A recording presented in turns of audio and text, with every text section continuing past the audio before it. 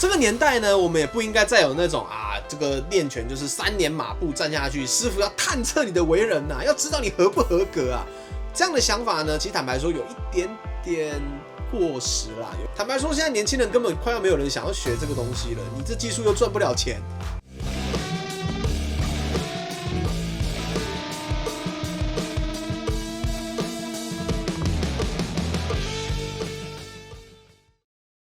大家好，我是金先生。今天这支影片呢，要来跟大家聊一聊我们在讲练武术要蹲桩、站桩。传统武术大多呢都会有这样子的一个训练阶段。那你说蹲那么认真，干嘛不去健身房？这个问题呢，在这支影片我已经跟各位说明过了，可以去这边看。今天这支影片呢，想要来跟各位聊一聊，我认为呢，在站桩的时候呢，我们会需要注意的3个很重要的基本原则。但各位要注意啦，我现在说的是针对初学者或者刚练没多久的人。如果你已经练出凌空神念、他心通或者是波纹万解逆术式反转的这些，麻烦你去拯救世界，不用在这边跟我抬杠。那我们回到主题，我们来讲站桩的重点有哪些？第一个重点，站桩要练的是身体的架构。我们把身体想象成是积木，像在玩乐高积木一样。站桩呢，就是在练出一个正确的身体排列组合的方式。那正确的站桩呢，在第一步呢，就是在建立你身体发力的一个模型。这个过程呢，就会锻炼出基本的腿力跟你的结构。所以呢，在这个过程之中呢，教练跟老师的动作，你一定要仔细的把它看清楚，仔细的去模仿它。蹲下去之后呢，要去检验自己的身体这关节是否正确，有没有什么地方不太对劲的。那当然，我们自我觉察能力有限，讲白话一点，你就2颗眼睛长在前面，你的屁眼看不到东西所以你后面的关节，你后脚跟怎么样，有没有浮起来，或者是你的屁股、你的尾闾骨，或者是你的脊椎，或者是你的脖子，有没有挑箍，这些东西呢，我们没办法完完全全透过自我觉察，尤其你是初学者，我们没办法完完全全透过自我觉察去找到。所以呢，我们一定会需要有一个教练跟老师在旁边帮我们看着我们的动作，如果有问题及时的调整，如果有问题及时的改正，才不会让我们在练的过程之中练错了。那如果站错呢，只是没练到东西，那都还算还好。可是如果你对错误的关节加压，然后导致关节有受伤或是劳损的现象，年轻一点呢可能不会发现，但是等到年纪有了之后呢，这些伤开始跑出来，它变成一种旧伤，或者是变成一种永久性的伤害，那就得不偿失了。如果有受过伤的，应该都会知道，或者你是运动员，运动员最怕的就是关节的伤。关节一旦受了这种劳损型的、旧伤型的、永久型的伤害，它就代表着你的运动能力永远的减损了一些。人的身体就这么一个，就这么重要，所以这一点呢，我认为非常非常重要。你在初学的时候，一定会需要很关注你的动作有没有练错。所以在这个大前提之下呢，除了我们要把教练或老师的动作看清楚，或者是我们一定要有一个教练跟老师帮我们仔细的检查我们的身体有没有问题呢？还有另外一个很重要的点，就是我们不要意气用事。有些人年轻的时候在站桩就觉得这个社长可以站那么久，我一定要跟他拼，然后站到自己的受伤也不晓得，就一直压，然后他站半个小时，那我要站45分钟，我一定要站赢他，然后就蹲在那边，然后把自己膝盖压到报销。等到你发现你的膝盖有问题的时候，通常就是你已经受伤的时候了。那膝盖这种关节一旦受伤，它都非常非常的麻烦。所以第一个重点，我们要练出正确的身体结构，而不是我们要练出一身的伤病来。所以一定要把你的教练跟你的老师的动作看清楚了，一定要有人在旁边看着你，然后让你在初学的时候用正确的方法去操练你的身体，然后一定不要硬撑。如果你练的不是正常的酸痛，而是受伤型的酸痛，那请你千万要停下来，请你千万要把你的身体保养好。第二个重点呢，站桩要练的呢，还有精神的凝聚。我们在讲蹲桩这件事情其实光是蹲下去就已经足够让初学者痛苦了。所以光是第一步，能够让初学者决定要练这一个的这个过程呢，他就已经需要一定程度的勇气了。那在蹲着的过程之中呢，姿势我们先撇开姿势是我正确，假设姿势都对了，有教练帮你看着，你接下来蹲下去的时候呢，你要一边发着抖，脚很酸一边发着抖，然后你还一边维持这个形体不能变形。这个对一些还没有锻炼过的人来说呢，其实不亚于酷刑那在这个过程之中能够坚持下来，一定会需要凝聚精神来对抗这个痛苦。那这个凝聚精神的过程呢，就是这个锻炼精神的第一步了。你要先凝聚起来，然后去锻炼这个对抗痛苦的意志力。接下来呢，腿力如果慢慢练上来了，或者是有人原本身体条件就不错，或许站桩在身体上并没有给你带来什么样的痛苦或者不舒服，需要去对抗它。但这里就是第二个关键点了，而且也是很重要的关键点。在这个阶段呢，你会开始需要对抗一件事情，叫做无练。你蹲着，你不酸，你没事干，然后你还在等下一个口令，所以呢，你会开始脑袋里会有千百个念头开始冒出来了。我刚在 IG 看到一个妹很正，中午要吃什么？炸鸡好像也不错，意大利面好了。可是那家便当店老板长得很漂亮，这些念头会一直不停的在你脑海中闪出来。那在这个过程之中呢，有些人呢会直接开始东张西望，一下看着旁边，一下看着前面，一下看着后面。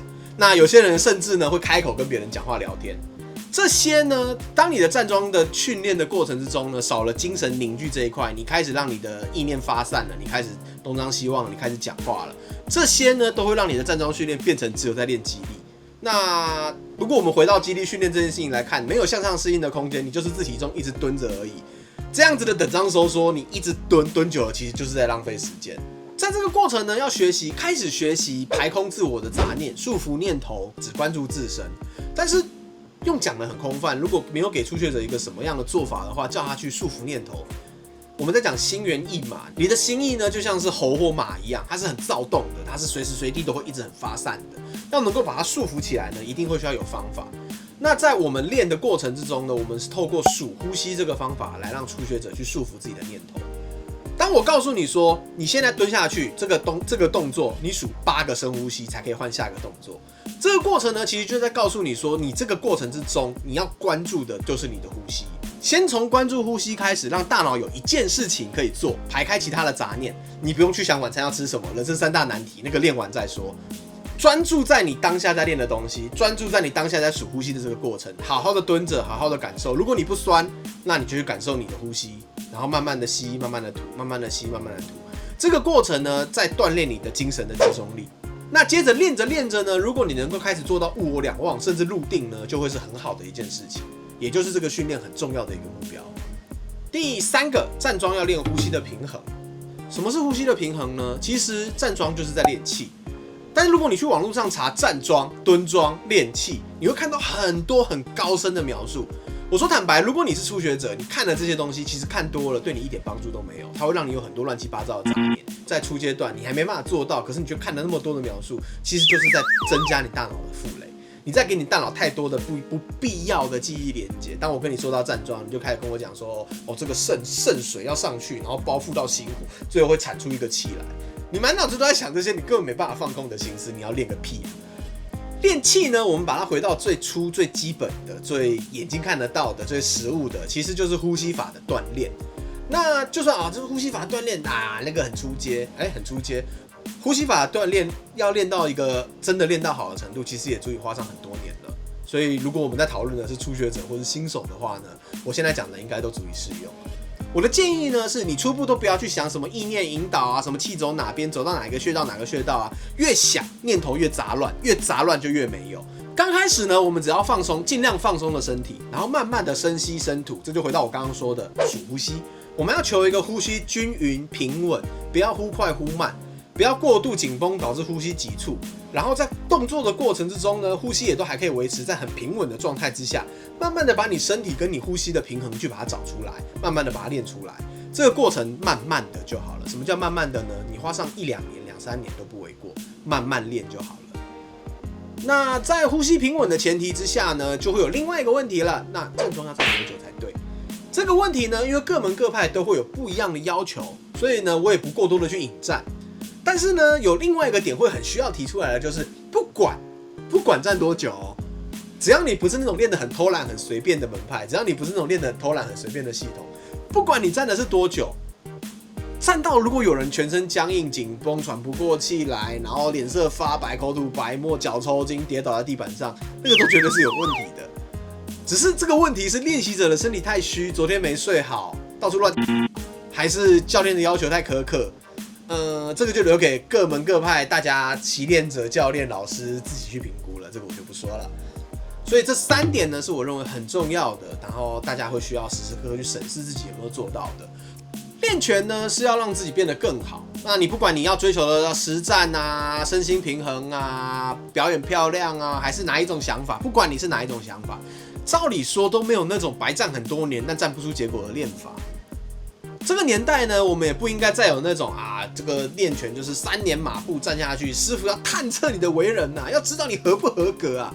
这样的想法呢，其实坦白说有一点点过时啦，有一点点就那是上个年代的东西了。坦白说，现在年轻人根本快要没有人想要学这个东西了，你这技术又赚不了钱，只要不是心术不正，有心想学，教给他真东西，那有什么问题？我听的多的是很多想要教真东西的老师傅，然后再也找不到人想要传，好不容易找到个人了，3-5年的时间，他根本学不完你毕生所学，然后这一身精华就跟着老师傅进了棺材，这样真的有比较好吗？我认为扣招在这个年代其实已经没有什么意义了。回到主题，站桩呢是练武很重要的一个训练方式。那在很多门派里面呢，甚至是把这一个东西呢当作是一生的功夫，也就是一辈子都要持续锻炼的一件事情。我个人到现在呢，也是每天晨练都一定会盘桩，一定会蹲桩，一定会练一下功，练一下气。这样重要的训练方式呢，也是我们这个所谓文化传承的一个瑰宝。那如果有幸学到呢，请大家一定要认真看待，不要轻视这个东西了。好，感谢各位看到这边。如果你们觉得我的分享有帮助的话呢，可以帮我按赞、订阅、开启小铃铛。那如果有什么想要我分享的议题呢，也可以在下面留言让我知道。还有一段呢，我本来没有很想要提啦，不过我还是讲一下好了，正一下视听。本频道金先生所制作的内容呢，基本上为了知识的普及性、跟方便阅读、跟方便阅听，还有长度内容，我不会把太细、太深奥的东西在影片里面全部的都讲完。为什么呢？因为讲多了，新手其实也听不懂。不是我扣招，我没有想要扣招的意思。我讲的都是我到目前为止我讲的所有东西都是我做得到的，我真实的经验，我的练法，或者是我师父传承给我的东西，那都是真实我实践过的内容，而并不是我空想出来的内容。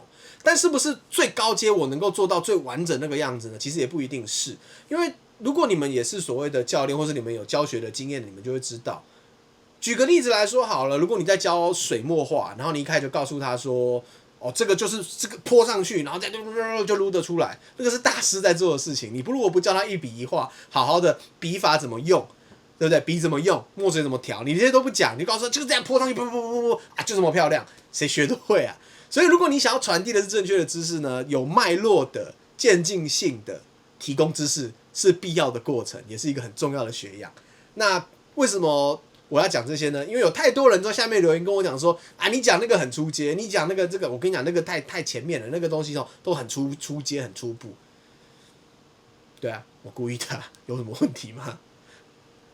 好，感谢各位看到这边。如果觉得我的分享有帮助呢，可以帮我按赞、订阅、开启小铃铛。那如果有什么想要我讨论的内容呢，也可以在下面留言让我知道。我是金先生，老实练拳，认真度日。我们未完待续，回家。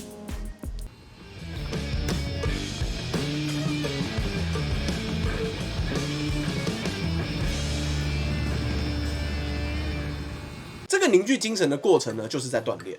你在干嘛？你过来，臭猫，斑斑，不可以。你要把妈妈的化妆品都打下来，你要挨骂。你给我过来，你过来，